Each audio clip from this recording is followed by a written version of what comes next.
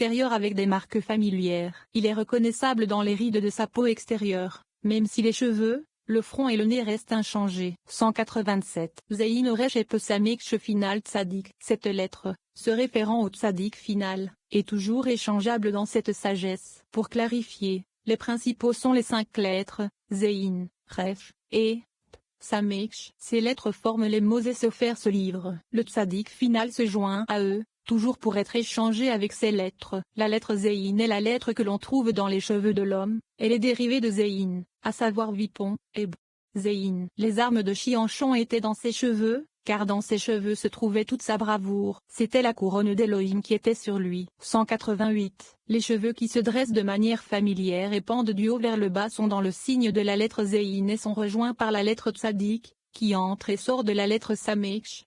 189. Il y a des cheveux qui pendent et qui sont noirs, et dans le front il y a 3 lignes du côté droit, et 2 du côté gauche, et celles-ci ne sont pas jointes avec les autres. Sur le côté droit, il y a 3 marques fines qui passent au-dessus d'elles. Ce sont des chemins pour traverser d'autres lignes. Sur le côté gauche, il y a 5 lignes. L'une d'entre elles est de petite taille. Elle est incluse dans la lettre Zayn et la lettre finale Tzadik. Ensuite, il y a les sourcils forts au-dessus des orbites des yeux qui sont joints ensemble. 190. Un tel homme est en colère, bien qu'il ne soit pas prompt à se mettre en colère, il nuit à la tranquillité de son esprit. Il se prend pour un sage, mais il ne l'est pas. Il garde constamment la tête haute pour regarder. Il est querelleur en public, mais pas à la maison. L'apprentissage de la Torah ne l'intéresse pas. Il considère les paroles des gens comme un fardeau, et leur répond par des paroles emphatiques. 191. Si les sourcils sont séparés l'un de l'autre, se touchant sans se toucher, vous trouverez sur le côté droit du front 2 grandes lignes et une petite, et 2 petites marques qui sont entrées entre elles en largeur. Et sur le côté gauche,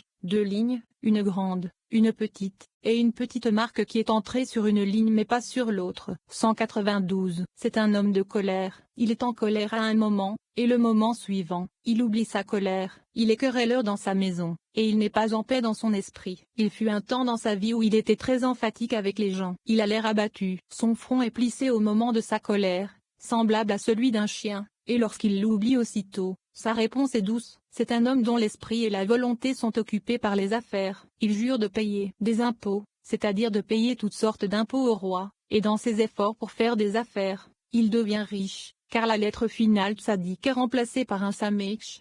193. Si les sourcils sont séparés les uns des autres, et que d'autres petits poils les traversent, c'est une personne qui a toujours une grande haine vindicative. Il se comporte bien dans sa maison. Il est à la fois heureux et malheureux avec les gens. Il se situe entre le Tzadik final et le Sameksh. Il cache son argent. Il ne veut pas révéler ses faits et gestes, et il ne veut pas que quelqu'un les révèle. C'est un avare, et ses cheveux pendent en longueur égale, l'un à l'autre. Il ne se soucie pas de porter des vêtements appropriés. Ce qu'il porte ne lui va pas. Son front est large, avec 3 lignes sur le côté droit, 4 sur le côté gauche, et avec 2 marques entrant entre les deux. 194. Lorsqu'il parle, il étire la peau de son front, et on ne peut pas voir clairement ses lignes. Il baisse la tête et marche. Sa droite est comme sa gauche, et sa gauche comme sa droite. Il est toujours déprimé. Il se morfond. Il a une mauvaise langue. Il se considère comme un sage dans toutes ses actions. Il a de la haine pour tous ceux qui s'occupent de l'apprentissage de la Torah. 195. Un autre type est signifié par une marque noire sur son bras gauche avec 4 petits poils dedans. 2 grands poils qui y sont accrochés sont rouges. Les poils sont lisses et pendants, ni rouges ni noirs,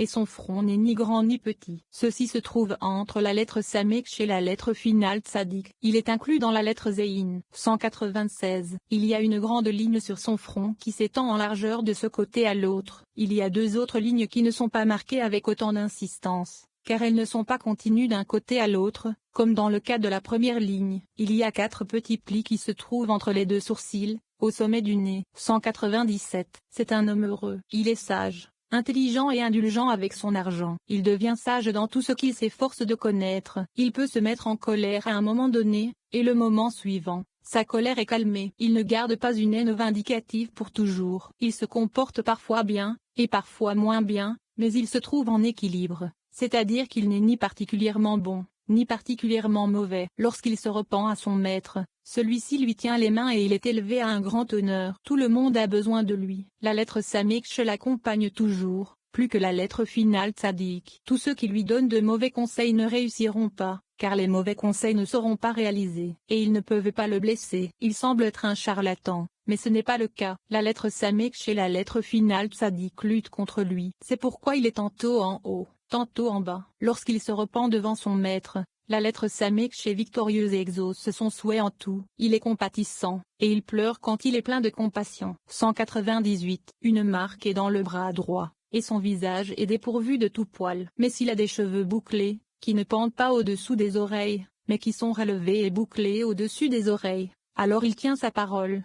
199. Son front est large, mais pas énorme. Il y a 5 lignes sur celui-ci. 3 passent de ce côté-ci à ce côté-là du front, et 2 lignes ne passent pas. Cet homme est une personne querelleuse. À la maison la plupart du temps. Toutes ses actions sont précipitées, et bien qu'elles semblent bénéfiques, elles ne le sont pas. Il se félicite de ce qu'il n'a pas. Ceci se rapporte à la lettre Zein elle-même, aspirant à distance à la lettre Tzaddik par elle-même, atteignant et n'atteignant pas. La lettre Samekh n'est pas du tout incluse en lui. Il est indulgent dans son discours, mais pas plus que cela. Il apporte à lui-même plus que ce qu'il mérite. Celui qui participe avec lui doit se méfier de son avidité, mais il réussira avec lui. 200. Un autre type est signifié par des cheveux qui pendent et ne sont pas plats. Il a une profusion de cheveux et 5 lignes dans ceux-ci. Certaines se touchent mais pas l'une l'autre. Ses yeux sont brillants et alertes. Sa tête est penchée bas. Il semble être agréable et honnête, mais ne l'est pas. Il se loue lui-même. S'il s'occupe de l'apprentissage de la Torah, il agit comme un grand homme. Il a de forts désirs. Lorsqu'il parle,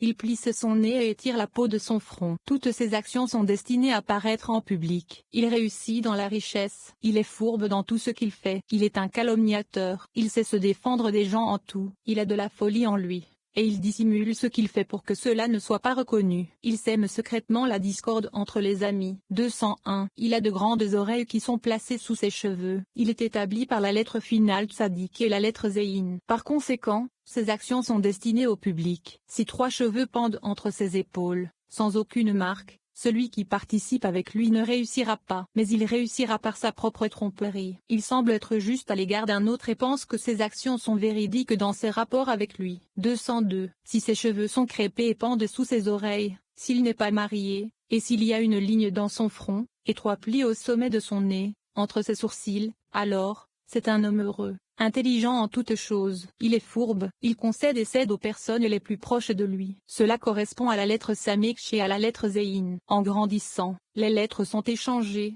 La lettre Zein est au début, suivie de la lettre Samekh. Il ne concède alors plus, sauf dans sa maison. Il réussit dans la richesse. Il n'est plus trompeur, s'étant éloigné de cette voie. 203. Sur son sourcil gauche, il y a une petite marque à l'endroit où un homme l'avait frappé dans sa jeunesse. Son œil droit est fermé. Il y a 5 sillons sur le dessus de son nez, qui couvrent la largeur entre ses sourcils. Ses cheveux sont légèrement bouclés sur sa tête. Il plisse les yeux. Cette personne se tient seule dans la lettre Zein. Il n'a aucune compréhension. Il a la folie dans son cœur. Il est hâtif dans ses actions. 204. Celui qui a un trait sur son front et 4 autres petits, n'a pas la foi. On ne doit pas s'associer avec lui, car il ne réussira pas. Il pêche contre son maître dans toutes ses actions. Il a une petite tache de naissance sur la cuisse gauche. Parfois, elle disparaît, d'autres fois, elle réapparaît. S'il a 4 lignes sur le front, il a toutes celles mentionnées ci-dessus, à l'exception de la tache de naissance sur la cuisse gauche. S'il a 3 grandes lignes et 3 petites sur sa tête,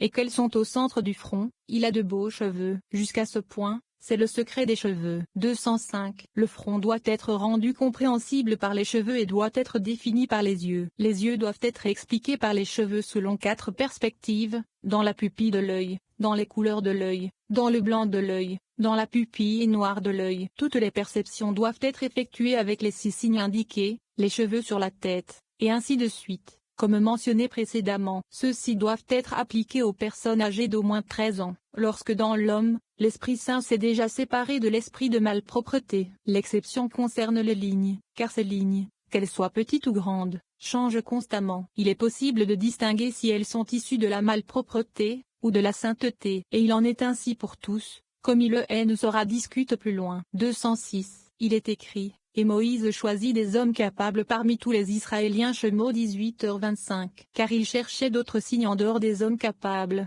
mais il n'en a pas trouvé. De même, prenez des hommes sages, compréhensif et connu parmi vos tribus de Varim 2.13. Quel est le sens du mot connu? Car ils sont connus par ces signes mentionnés précédemment, et il les trouva, mais ce n'étaient pas des hommes doués d'intelligence. Ceci indique que les hommes capables et les hommes sages, sont proches l'un de l'autre en qualité, puisqu'ici les Écritures déclarent, et Mose a choisi des hommes capables, et dans Devarim les Écritures déclarent, alors j'ai pris les chefs de vos tribus, des hommes sages, et connus Ibidem 15.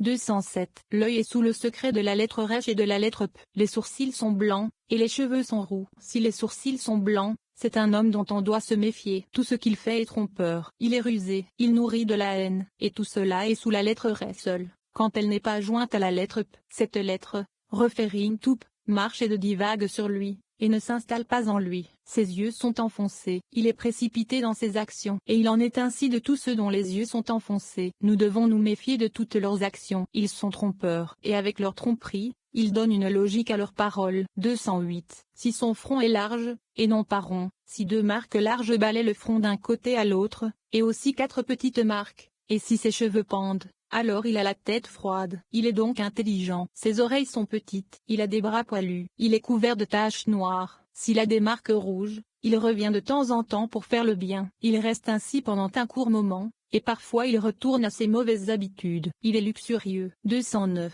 C'est l'inverse avec la semence de David. Le roi David a hérité de cette belle rougeur pour exercer un jugement et accomplir des actions appropriées. Ses yeux étaient remplis de compassion et étaient installés dans la plénitude, projetant la grâce et la bonté. Ils étaient traversés par une ligne verte. Au moment où il faisait la guerre, cette ligne changeait et devenait rouge comme une rose. Lorsque sa colère s'est calmée à cause de la guerre, la ligne est revenue à son état d'origine. De grands miracles se produisaient dans ses yeux. Les gens étaient heureux et avaient envie de les voir. Il y avait en eux des taches de 3 couleurs. La joie remplissait tout son cœur. Les malfaiteurs qui les observaient étaient très agités, et un grand effroi et une grande terreur s'élevaient dans leur cœur. 210. Un autre type est celui dont le front est grand et joliment bombé, et toutes les lettres y sont visibles et montantes. Certaines montent et d'autres descendent, celles qui descendent montent, et chacune donne de l'espace à l'autre. De ce fait, ses impressions montent en longueur sur son front. Ses sourcils sont remplis de compassion. Ils ne sont pas noirs, ni rouges, mais en fait ils sont entre ces 2 couleurs. La pupille de l'œil, de l'intérieur, projette toutes les images du monde. Une ligne rouge l'entoure, et la joie entoure tout. 211. Au début, lorsque les malfaiteurs s'approchent pour regarder les yeux, ces mêmes malfaiteurs rient, car il y a de la compassion, de la beauté et de la bonté. Ensuite, ils voient en eux la puissance et la peur, la terreur et la colère, et ses yeux sont comme des colombes lorsqu'ils sont tournés vers eux. Que sont les yeux de colombe? Ce sont des yeux qui trompent les méchants, comme il est écrit dans les Écritures. Vous ne vous tromperez pas. Ont eu, les uns les autres. Vayikra 25 2.14. Et il est écrit, vous avez les yeux du colombe. Yonion, Shorashurim 4, qui attire quiconque les observe, et les repousse. Toutes les images du monde sont incluses dans son visage. Les cheveux de sa tête sont flamboyants avec les couleurs de 7 sortes d'or. 212. J'ai vu ce qui suit écrit dans le livre d'Adam, l'apparence du premier Messie est comme la lune, qui est Malkout, sens de la semence de David, puisque le deuxième Messie est Messie, fils de Joseph. Son visage sera d'apparence verte de doré. La couleur de sa barbe sera comme l'or d'Ophir. L'aspect de ses sourcils est de l'or de Sheva. L'apparence de ses sourcils, notamment au niveau des cils, est de l'or de Parvéim. L'or pur est l'apparence de ses cheveux. L'or le plus fin est la couleur sur sa poitrine, sur la tablette de son cœur, sur ses 2 bras. La couleur et l'apparence de l'or de Tarsi. Toutes ces 7 couleurs sont enregistrées à tous les endroits de la chevelure. 213. Sur son bras droit, une empreinte a été gravée et marquée, cachée des gens. Et ceci est une tour sur laquelle un lion a été gravé. Un petit aleph est marqué à l'intérieur. Et c'est le signe sur lequel il y a en main 1000.